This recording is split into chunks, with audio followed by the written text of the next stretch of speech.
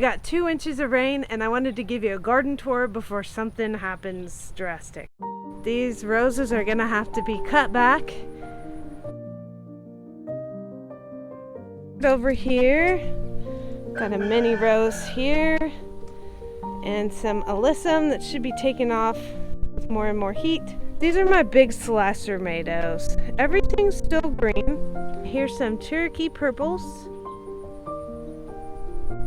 I've got sandwich slasher, beefsteak, all of that. If you'll notice, everything fell off of the trellis from up here because I used dinky little string to hold back indeterminate tomatoes.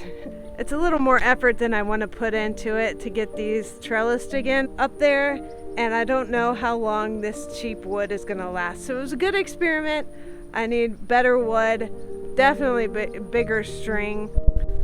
Oh my gosh, these onions still have not flopped. They're dying off. So hopefully it will be soon, like I said. I've had 1 flop. Here's my dent corn, that Montana sunburst. It's coming along. I think it's been in here 3 weeks now. My big sweet corn is about to be pulled out, so I wanted to definitely get this video made. There's a few ears left, but for the most part I've canned or blanched and frozen most of them. I'm going to keep the rest for fresh eating. My poblano here is starting to produce little peppers here, so can't wait to make chili rellenos with those. Mom, chili rellenos. This is a Carolina Reaper here. We've got some flowers, or we had some flowers, yep. Sometimes the excessive rain makes the flowers come off. I've already harvested some jalapenos. Typically I wait for the lines to be on there. Oh, like this one. That's when they get their hottest. That's what I wait for. This is a Trinidad Scorpion. It had kind of a hard start, but it's bounced back. Most of our peppers will be in the fall because it's going to start getting so hot that they don't want to make. This is my poor kiwi. I just moved it around too much, didn't have light for a while. I kind of did that. I'll take the blame. I have a pineapple that I started from a pineapple that I ate, and it's doing pretty good. I have another one in the house just rooting on. A plumbago that I got in the dying plant section of Lowe's, and it's doing fine. A lot of times they just don't have flowers on them anymore. Right here's my loofah plant. It's put on some inches. I think these Hungarian heart will replace paste tomatoes and any kind of canning tomato I've had because they get huge and they definitely have more meat than seeds and goo. I really enjoy these cattle panel arches. I think anything growing on them is really pretty. This is the Tromboncino, which is growing into its butternut squash form here on the right, and on the left we need to eat those as zucchini form. And then right below it is the celosia or amaranth, which I've been recently told is also used as a cover crop. Here's my blanket flowers. My black-eyed Susan vine. You can't really tell, but it's going all over the place in the tomatoes too, so I'm gonna have to be careful when I take these tomatoes out. These should start doing really good in the fall. I think there's a lot of San Marzano in here. Here's a cucumber that I harvested. I'll just put this with that. This is a hardy hibiscus. It gets huge. It comes back every year. More San Marzanos. This is my cherry tomato. It's had a rough life because of these are a sweetheart cherry tomato, so they're kind of in heart shapes. It's had a little setback, so don't judge it too hard. I had one die out here, not the end of the world because I have too many tomatoes in here. And just walking down this pathway, petunias there. This is a spirea. It looks really pretty in the fall. I don't even care about the flowers in the springtime because it looks so pretty in the fall. More cosmos. This is a butterfly bush. More cosmos, zinnias, cosmos. I have some mint here. It's not doing the greatest out in the full sun. I may move it over to the greenhouse area. There's those roses. Probably need to deadhead those. That's a zinnia there, and I did reseed that last video. The buddleia here is getting huge. It's probably going to overtake this whole area. I think it gets 3 to 5 foot wide, and I can't remember how tall. Yeah, just a bunch of zinnias and cosmos in here. Roselle hibiscus, so that's getting really big. Cape daisy, that's a perennial, so I'm gonna be able to keep that in there. I have a penstemon down here, but it's kind of being overshadowed. Grapes over here doing great, especially that's the one that was transplanted like 3 times. Here's another grape going up pretty tall over the Channel Bridge. Here's a fig. We've got tons of figs on here. Plum, we have a couple plums here. I would normally take one of those off just so they're not side by side, but those are the only 2 plums we have this year. Lots of people would say don't even let it fruit in the first year. Another plum. And next is 3 apricot trees.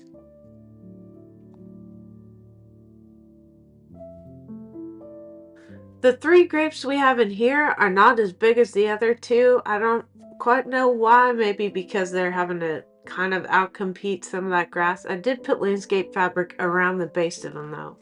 We have nectarines over here. And another one here. I'm trying to visually give you a map of how my garden goes, so that's why I'm not just jumping to the next scene. Armenian cucumbers are a good substitute for regular cucumbers if you want a second succession in like zones 8 and up. Here's a butterfly.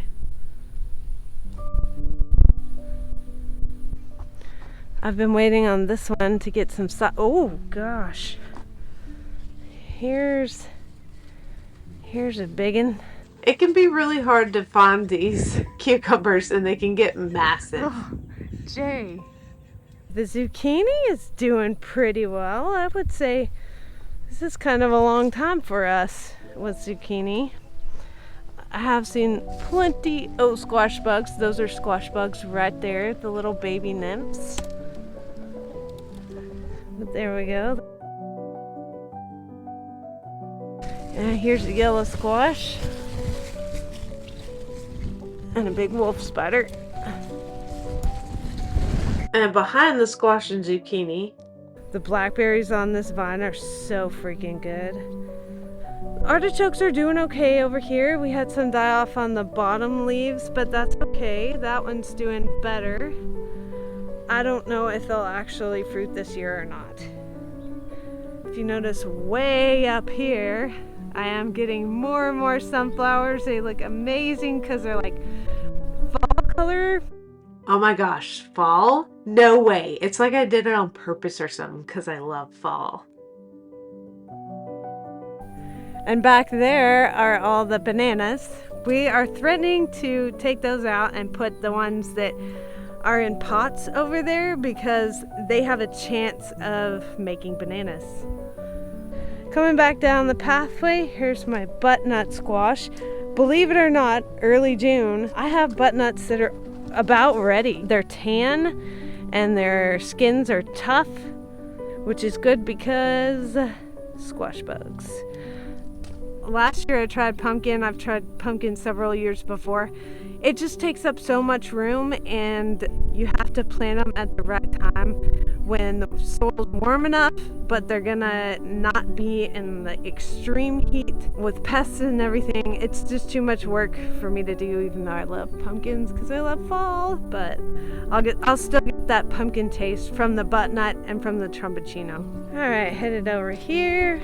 We have our mini rose. Oh, This is obviously sitting in water. I think it's set some of these plants back. This is that Thai butterfly pea plant, and I don't think it'll do anything this year. Who knows? That one looks a little more promising.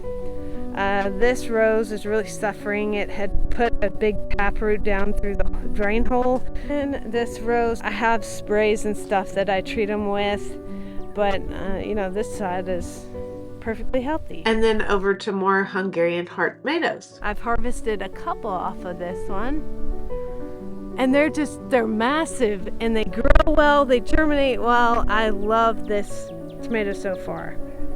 Over here, I don't know what the deal is. I had 2 or 3 die off, and I thought it was fertilizer burn. But I know I didn't burn the other ones, so I don't know what's going on in this bed. Perhaps it's sitting in too much water.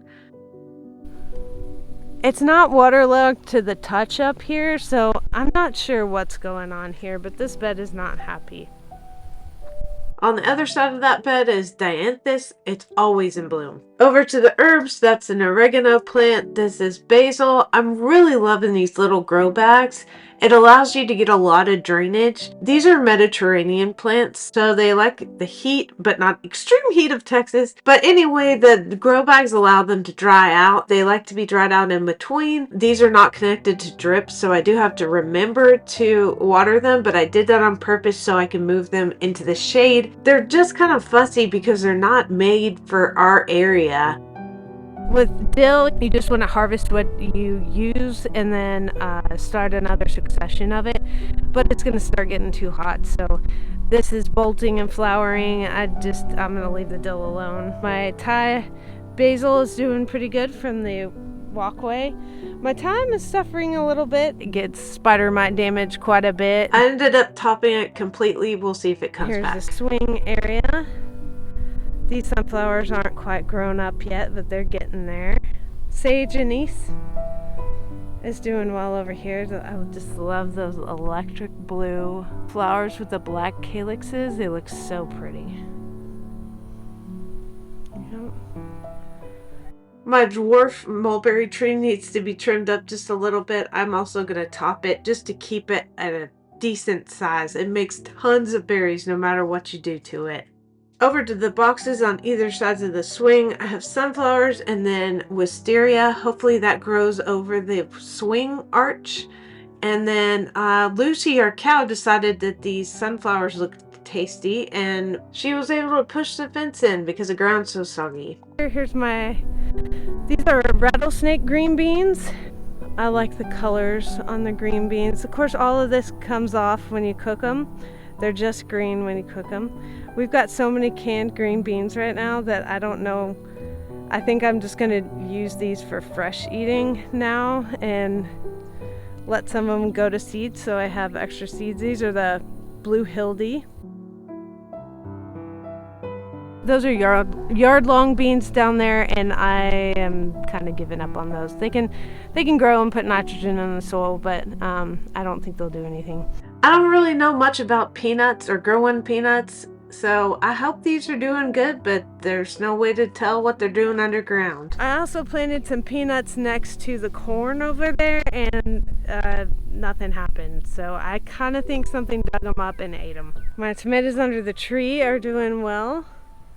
I've had a lot of blossom end rot, which is a calcium deficiency or inconsistent watering. We've gotten so much rain lately that I've had a lot of blossom end rot and splitting of tomatoes. Tree is doing very well. So proud of this tree. Came out of a tornado last year. My neighbor told me, oh, you don't want a tree in your garden, but I love to prove him wrong. Sometimes in Texas, it's just so freaking hot that some of these plants love the extra shade. This little orange was knocked over at Atwood's, and I was waiting for it to go on sale. But it was pretty much dead, and I think the cashier was kind of laughing at me for taking it, but look at it now. This is a Sugar Rush peach pepper. So I can't wait to taste those. They were all the rage, I think, a couple years ago. And this used to be my spring bed, so I've taken everything else out. This is a grapefruit here. Our guava plant over here has flowers on it. and it smells amazing. My asparagus bed is doing pretty good. We get the occasional actual edible asparagus. I see one back there. For the most part, it just gets frony. It's kind of that time of year. This is a salvia under here, under my tree. It does pretty well, surprisingly, because it's a full sun plant and it's flowering and everything.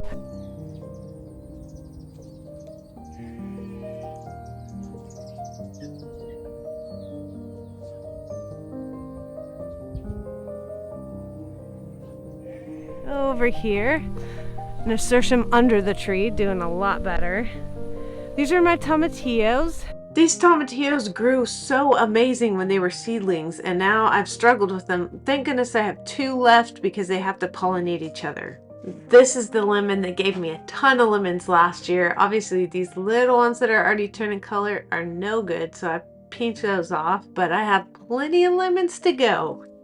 Coming over here to the bed with the cucumbers and eggplants in them. The eggplants are really starting to put on flowers because of the extra heat.